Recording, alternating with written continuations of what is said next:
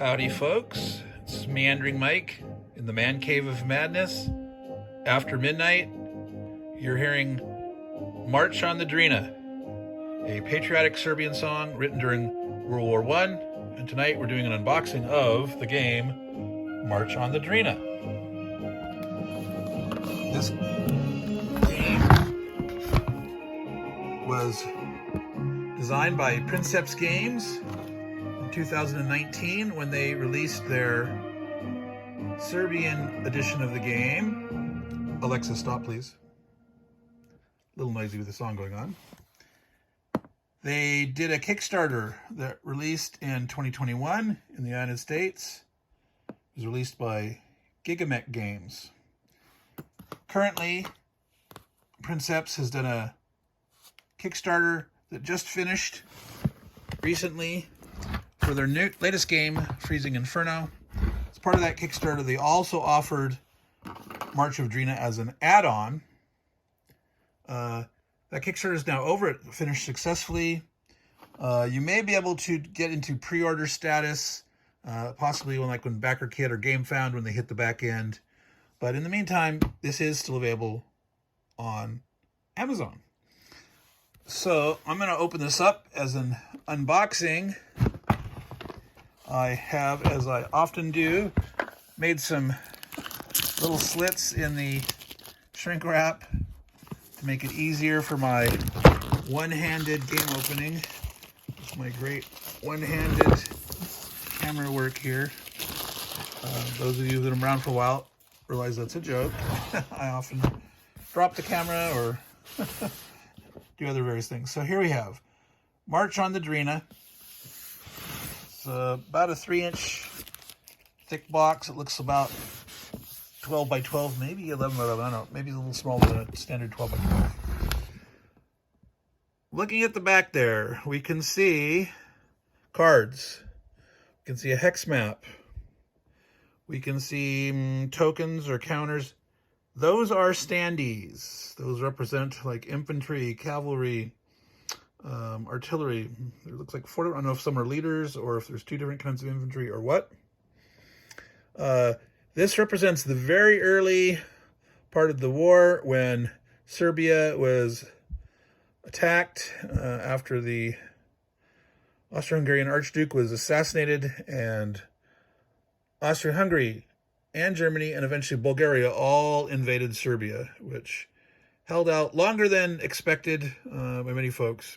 So this game is on that battles. Now, the designer of this game has described this as an area control game. Now, most of us experienced wargamers, when we think area control, we expect to see areas as our movement regulation. This is obviously a hex grid game, but maybe conceptually the notion that there's a certain degree of area control going on within the game, within this hex encounter game. But I would classify it as a hex encounter game with some kind of more traditional board game, the fact that it has standees and cards and things like that. But these days, lots of games have cards in them too. Let me try to get it open. Again, this is one of my less than easy tasks. I may have to set down the phone here. There it goes. It's coming. All right, we'll put that there. Up, covered up. That's Crystal Skull. That's Rat Prince. That's Scully. They're joining me, along with She Who Must Not Be Named. Otherwise, she activates. All right, so what do we have in this box here? Nice color rule book. It's a little smaller form factor. It's not the 8.5 by 11. Is that about 6 by 9? Maybe, I'm gonna guess. It's nice and glossy. It's got color illustrations, pictures on the map, shows some of the cards, units, all totaled. Let's see here. 32 pages total, counting the front and the back cover. There's lots of pictures in the back. So the rules, you see, if we look carefully here, Some games like to do this, put real people's photos. So I don't know if that was maybe a Kickstarter bonus that you could win. Does that look a little bit like an Angry Dan pen called? I'm not sure. So maybe one of you folks out there has your picture in this game. I don't know. If you do, go ahead and comment. Let me know. All right, so up through page 20, that's really about where the rules end. Yeah, purchase of new units, artillery attacks. So, and the rules are so it's not a highly detailed, complicated game. Someone might look at that rule book and say, it's actually kind of big, but no, it's got lots of pictures, even some historical notes. It's got your typical table of contents, control markers, national military capacity, etc. All right, so that's the rule book. Looks like a nice quality. Okay, we have rounded counters. A lot of us like that. They're pretty much on the glassy side. So I don't know. Yeah, there's a bit of glare there. This looks like money counters, so you don't really worry about those stacking and sliding or anything like that. Okay, big hefty mounted board. I'm not gonna jump to that right away. All right, so it looks like some of these guys are so easy to punch out. Some of them have fallen out already. I'll set those aside and try not to lose those. All right, what? Oh, this is heavy. I think these are magnets. These are stuck together. Wow. So that looks like two thicknesses, and those are magnets. So I am wondering if magnets. I am not sure. I'm very curious. Well, that's interesting. A big single bag, Ziploc bag. Now, I would never store my counters in a big, huge Ziploc bag like that. It almost looks like it was maybe meant for putting the map in to protect it, but wouldn't have you done that? I don't know. So, big Ziploc bag for you folks. Not sure what the intention is there, but it's there. These are probably control markers, I'm going to guess. We've got 4 or 5 factions. So I'm guessing there.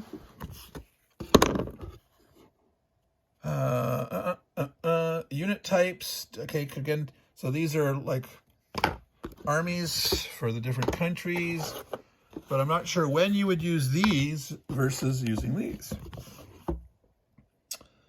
It's pretty nice artwork on there, which works well for a standee. It's big enough. Okay, so that's the flags on the top. So that's, sorry for the shadow there. Yep, that's an arch. It's kind of odd having it straight on view of the gun. But yes, that's an artillery piece. All right, so let's see, coming out there. All right, so punch that back in. Yeah, see, you can. That is a. I have heard, yes, that some people actually will go and put. See, one fell out just while I was trying to put those back in. We'll actually try to do that. We'll try to re-put their pieces back in the sprues when they're this kind of punched out with rounded corners. Now, I just did that. I wouldn't normally do that for all of them, but oh, here, more. These are thinner. These are very thick, heavy ones. These are. I'm very curious about what these magnets are used for the game, especially what are they? Well, let's see. If you use one above, one below, I just don't know. It's a fascinating concept for me. So here are colored bases, so you can easily recognize who's controlling which standees. Now this is very interesting to me. So we have our hex map, right? Here is very light. It's quite light, but this is a whole sheet. So my guess is, because I know for their latest game, Freezing Inferno, they used these sheets to do your setup, where each side would, you know, mark on the map where they're doing the setup. So that may be the same here, or there might be some kind of hidden movement or secret control or plotting orders or something. But I'm going to assume it's probably for an initial setup where you can secretly like set up a bunch of guys in a certain area and the other guy may or may not be prepared for that attack. But anyway, so we've got Serbia, Montenegro, Albania, Austria-Hungary, there's Romania, and we should, yes, Bulgaria should be, and then we should touch Greece too. Yeah, there we go. So these are cards. Kingdom of Serbia, Bulgarian Empire. Oh, the Bulgarians actually consider themselves an empire. That's interesting. The German Empire, the Austro-Hungarian Empire. So many emperors. So many emperors. Military capacity chart. All right, so these I'm assuming is where you start, and then you probably spend and grow, getting points for production, I'm assuming. Military capacity chart. All right, now, that's interesting. This is one of those spiral type binders. They've got a wider board here. And so like flip, I don't know if this is like the scenarios, July, August. Who gets a bonus on attack? So that's interesting. It reminds me of a calendar, you know, when you flip the pages. So, you know, it's got the dates on it. So maybe as you flip through, as you go through the turns, the various months of the war, you can read the history and you have some effect. That's kind of interesting. I'm imagining this as opposed to just some player guide. This was probably like a stretch goal. I mean, I haven't looked at the old Kickstarter for March on Drina. By the way, it was March na Drinu is the Serbian or Cyrillic version of that. All right, more baggies for the various units and stuff. But you got a lot of nice tray here. So yeah, those will fit in there. All right, so these are what? Stickers. Ah, I think for labeling what you're putting where. Money. Boy, what does that say? Tokens. Can we read that? That's very faded. Units. So I cannot read that one. Wow. Can't read it. And the top one doesn't appear. So who knows? I'll take a magnifying glass to that later. Cards. All right. So this probably is one for each country or different leaders. I'm not going to open it up. I'm not going to open it up. If there's an easy, like if it's sealed, I'm not going to open it up during the midst of a thing. If it had a pull tear thing or a adhesive strip or something like that, I would open them up. These, I believe, are some kind of event cards or event deck, battle deck modifiers, something of that nature. All right, so I don't think there's anything underneath. I always check. Sometimes there's stuff hidden. And I've found some weird things when I bought some used games before. And if you ever buy any used games for me, go ahead and check, because sometimes I'll throw weird things underneath. But this is not about sale of games. Right now we're in the giving away mode. Anyway, so 4 player cards, 13 general cards. Okay. So that little deck is probably the 4 player cards and 13 general cards. That looks about like 17 cards. This littler, oh, interesting. Yeah, horseshoe, luck. 42 luck cards. Calendar. They do call that a calendar. This thing. I'm assuming that's the calendar. All right. Different control markers, orders, infantry units, tokens, counters. All right. So we have emptied everything from the box. We're going to be putting that back in the box. So this is nice how you can get your finger in. The littler cards sit in that hole. The bigger cards fit above them. So that's a good, efficient use of space. I'm assuming those are fitting in there, but definitely, this is the kind of bag that's not resealable. But once we pull those out, you'll want to use one of those other. Well, again, I have no idea why this. Wait, could they really give this? Is this big enough to put the whole game box in? Man, it just might. I don't know. It's not wide enough. It's deep enough, but not wide enough. That'd be interesting to actually give you a protective Ziploc to put around your whole game. That's an interesting thing. All right. So I'm not going to. I do want to open up the map.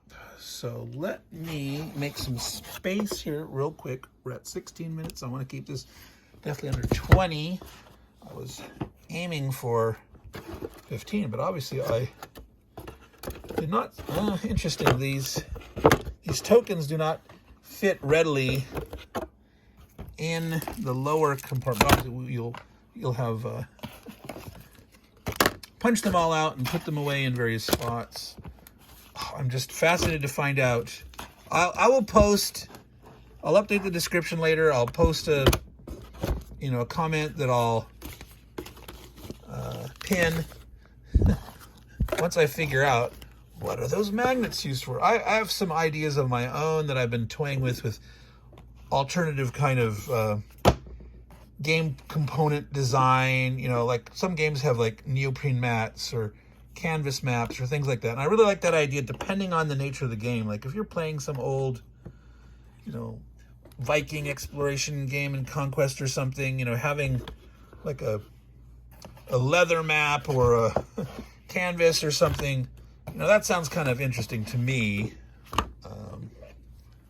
All right, here we go. Making room.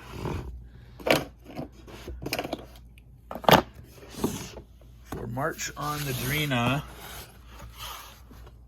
All right.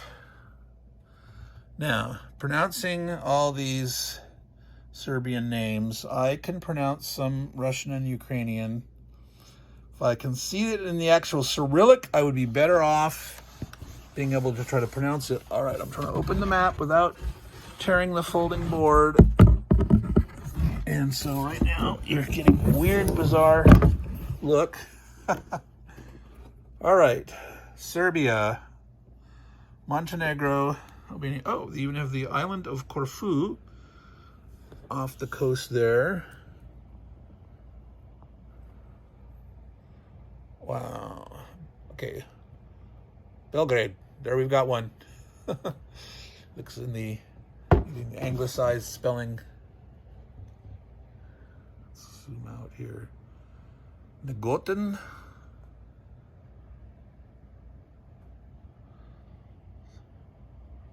Zeychar.